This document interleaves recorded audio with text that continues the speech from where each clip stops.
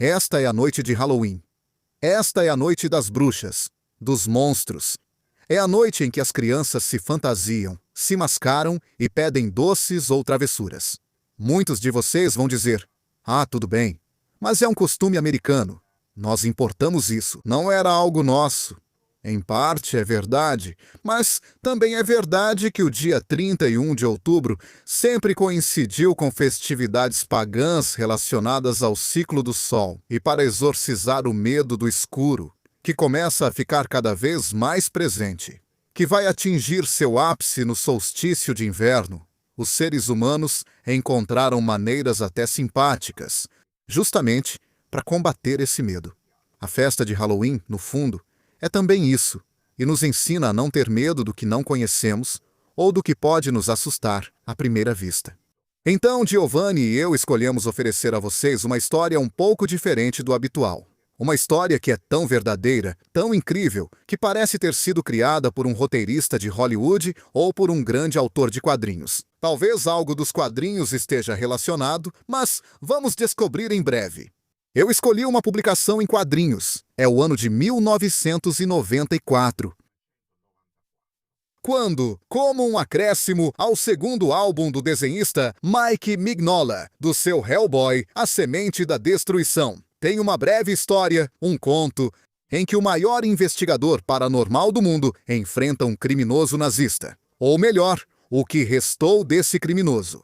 Hermann von Klempt. Nós já o encontramos há vários meses, quando mostramos aquele vídeo para vocês. Muito interessante. Sobre a influência do nazismo, sobre a imaginação dos desenhistas de todo o mundo, e também sobre o impacto social que os quadrinhos tiveram na luta contra o próprio nazismo. Hermann von Klempt é um dos grandes adversários de Hellboy, e nessa pequena história, ele está no Brasil. Aquele Brasil que serviu de lar para vários criminosos que realmente fugiram do Terceiro Reich em ruínas. Aquele Brasil onde von Klempt, segundo Mignola, retorna várias vezes, pelo menos 3 vezes. Mas por que o Brasil? Talvez Mike Mignola tenha deixado um easter egg, uma pequena pista em sua história em quadrinhos, só para nos levar a aprofundar uma história, que não é fruto da sua imaginação, que não é um quadrinho, é uma história real. É uma história realmente absurda. É uma história que começa nos anos 30, entre 1935 e 1937. Hitler está no poder há poucos anos. Ele já está moldando a Alemanha como um estado totalitário, do pensamento único, em que ele, o Führer, comanda tudo e impõe sua ideia sobre todos os aspectos, incluindo a pesquisa histórica e genética. Uma história antropológica, ocultista e esotérica. Dentro dessas diretrizes se encaixa a ANNERB, futura divisão de pesquisa da SS. Já falamos sobre isso. A ANNERB envia seus homens pelo mundo. Ela os envia aos Pirineus em busca dos cátaros. Os manda para o extremo norte do mundo, até o Cabo Norte, na Noruega, e até além, nas ilhas Svalbard, em busca das antigas civilizações vikings. Também os envia ao Himalaia. É pela antiguidade e pelas raízes ancestrais da raça humana, pela antropologia. É incrível. Naquela época, os nazistas coletam tudo o que podem encontrar, incluindo a famosa Lança de Longino. Mas entre as várias expedições da ANNERB, há uma talvez pouco conhecida. É a que foi para a Amazônia, a expedição ao Rio Gêrio, no noroeste do Brasil. Uma expedição liderada por um homem, um jovem explorador chamado Otto Schultz-Kampfenkes. Schultz-Kampfenkes tem apenas 25 anos. E mesmo assim, a ANNERB já lhe deu uma missão muito pesada.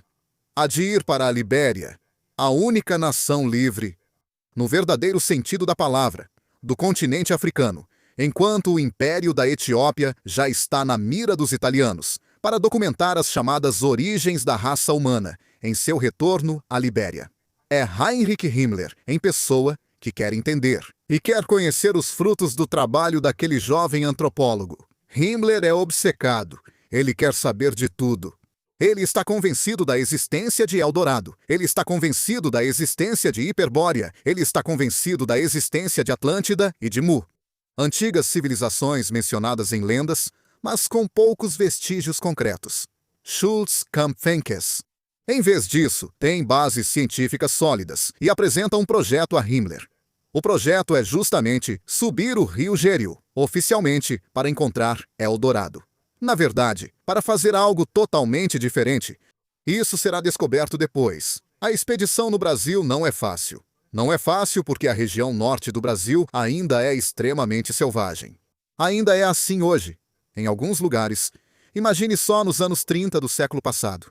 É difícil porque exige uma grande preparação. É difícil porque também exige apoio político. E esses apoios são buscados diretamente pela Alemanha nazista através dos canais diplomáticos com Getúlio Vargas. O então presidente ditador do Brasil, Vargas, naquela época, nutre simpatias pelos regimes totalitários da velha Europa. E, no fim das contas, diante também da insistência alemã e da possibilidade de obter fundos, dinheiro, para pesquisas adicionais, Vargas fica tentado. Ele não se incomoda, dá sua autorização. É assim que, em setembro de 1935, a expedição alemã parte e segue rumo à América do Sul, escolhendo um lugar muito especial, Santo Antônio de Cachoeira. Por que eu digo que é especial? Porque, entre todos os lugares possíveis do norte do Brasil, foi escolhido justamente um local na fronteira com a Guiana Francesa, uma colônia de outra potência europeia, a França, que não está tendo boas relações com a Alemanha nazista. Isso não vai mudar nem depois, com a Segunda Guerra Mundial. A missão de Schultz-Kampfenkel começa em novembro de 1935, como o grande chefe dos Apache. Winnetou guia a expedição alemã da zona de fronteira com a Guiana Francesa até sua aldeia. E de lá, ele os conduz. Da fronteira com a Guiana Francesa até sua aldeia, e de lá, em 2 anos, ao coração da Amazônia mais selvagem. Ele os leva a outras tribos, como Guaiana e Guaiapi, antes consideradas extintas. Novas provas de sua existência serão coletadas, mesmo ocultas na selva amazônica. Novos mapas topográficos são feitos e pequenos afluentes descobertos. O trabalho mistura topografia e antropologia, com Schultz conduzindo-o pacientemente. Kampfenkel, mas que novembro de 1935, lá em 1937, depois de nem mesmo 2 anos, a expedição precisa voltar, precisa retornar ao acampamento base. O primeiro motivo dessa decisão é simplesmente sanitário. Estoura uma verdadeira epidemia de malária, tifo e beriberi. A expedição está dizimada. O próprio Schultz-Kampfenkel é atingido por essa epidemia. Ele é acometido por difteria, outra doença muito perigosa. Os alemães decidem voltar. No caminho, aliás, perdem um de seus homens, que morre. Em maio de 1937, a expedição desmonta o acampamento. Eles embarcam novamente com centenas de horas de filmagens, de material gravado, obtido na selva. Milhares de peças, entre espécimes zoológicos, artefatos dos nativos e amostras de plantas. Muito desse material, hoje, está no Museu de História Natural de Berlim. E ele volta para casa. Schultz-Kampfenkel se torna uma pequena celebridade. Sua aventura na Amazônia vira um filme. Um filme produzido pela UFA, a produtora cinematográfica alemã sob a direção e supervisão do próprio Goebbels. Um filme que é exibido em muitas salas. Dura 90 minutos. É uma espécie de documentário que fascina os alemães, sobre o lado mais selvagem da América do Sul. Mas Schultz-Kampfenkel não se limita a isso. Ele também escreve um livro, que se tornará um pequeno caso editorial. Depois, chega a guerra. As expedições da Ahnenerbe param, pelo menos em certos pontos do mundo. E muda toda a história. Mas termina aqui? Bem, não exatamente. Não exatamente porque aquele túmulo em Laranjal do Jari, aquele túmulo do soldado Joseph Kreiner, o único morto da missão, um túmulo que traz a cruz de ferro e a suástica, é uma prova concreta, ainda hoje, da passagem dos nazistas. Mas o que eles realmente foram fazer no Brasil? Isso foi descoberto, depois de um tempo, pelos próprios investigadores dos serviços secretos aliados. Primeiro os americanos e depois os franceses. Os americanos, devido ao contexto da doutrina Monroe. Eles tinham se mostrado bastante incomodados com a presença nazista no Brasil. Foi justamente a diplomacia americana que interveio junto a Vargas para convencê-lo a mudar de ideia, a declarar os nazistas como pessoas não mais bem-vindas e a mandá-los de volta para seu país. Além dos motivos sanitários que já mencionamos. Os franceses, porém, ficaram extremamente desconfiados com aquela escolha de Schultz, de Kampfenkel, de estabelecer o acampamento base em Santo Antônio do Cachoeira. Porque justamente ali, na fronteira com a Guiana, por qual motivo? O que estava por trás daquela escolha? Isso só foi descoberto quando a guerra terminou. Quando, de fato, as investigações realizadas levaram à descoberta da verdade. A missão de Schultz-Kampfenkel, além do fascínio da selva, além da vontade de descobrir novos afluentes do rio Jari, além da busca por populações consideradas perdidas, era apenas a tentativa de colocar uma base nazista no Brasil para avançar, uma vez que a guerra fosse iniciada, a conquista da Guiana Francesa, do Suriname e da colônia britânica, composta por Georgetown e Cuyuni.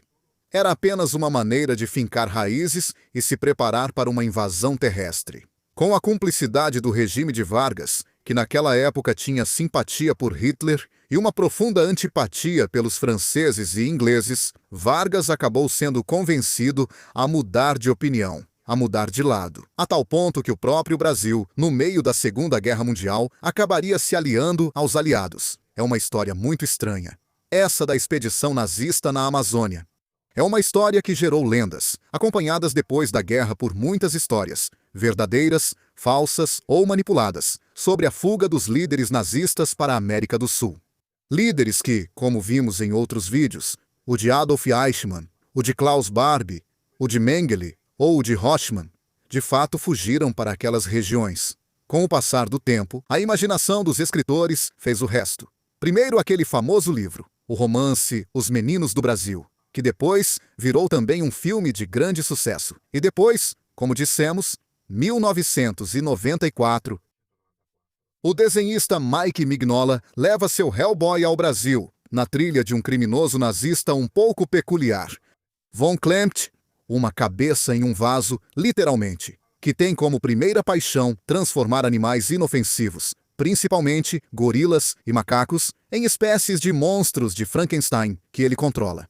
Essa história de 1994, que se passa em Macapá, bem perto de Santo Antônio do Cachoeira, é só o primeiro passo. Segundo Mike Mignola, Von Klempt, esse personagem nazista bizarro dos quadrinhos, volta ao Brasil várias e várias vezes. Ele já tinha estado lá em 1952. Uma história muito sombria, que o próprio Mignola conta em uma de suas minisséries, intitulada justamente 1952. Nesse caso, Von Klempt cria um exército de ciborgues a partir de cadáveres para tentar ressuscitar o Terceiro Reich. Depois, então, a história, inserida como um conto. Em 1994, o desaparecimento de algumas camponesas na região de Macapá, que Hellboy descobre estarem sendo usadas para experimentos desumanos. Sempre a favor do cientista nazista louco. E por fim, em O Verme Conquistador, minissérie de 2001, Von Klempt retorna e conta como voltou, após sua última desventura, ao Brasil, descobrindo apenas que sua antiga base, com seus antigos projetos, suas tecnologias, até mesmo seus aliados, tudo havia sido varrido. Não restava mais nada, tudo engolido pela selva, tudo agora inutilizável. Quem teria dado a Mike Mignola a ideia da base nazista no norte do Brasil? Provavelmente, Mignola estivera em Berlim, no Museu de História Natural. Ele soube daquela expedição, tinha lido o livro, escrito pelo chefe daquela expedição, escrito por Otto Schulze-Kampfenkel. Provavelmente Mignola sabia, e usou essas informações para criar uma história incrível, que mesmo em sua fantasia, tinha lampejos, traços de verdade. É uma história própria para a noite de Halloween.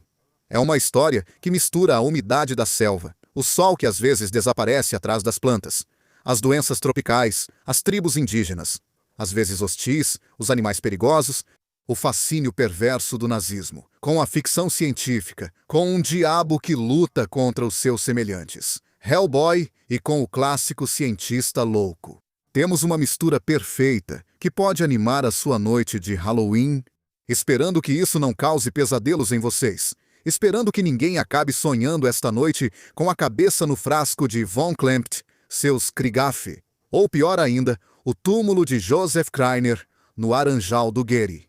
Aquele túmulo que ainda existe hoje, lá, com sua cruz de ferro, com sua suástica, testemunhando uma façanha impossível, uma façanha nunca antes tentada. Uma missão secreta que poderia ter mudado radicalmente o rumo da história, se não de todo o planeta, pelo menos da América do Sul. Feliz Halloween! Pena.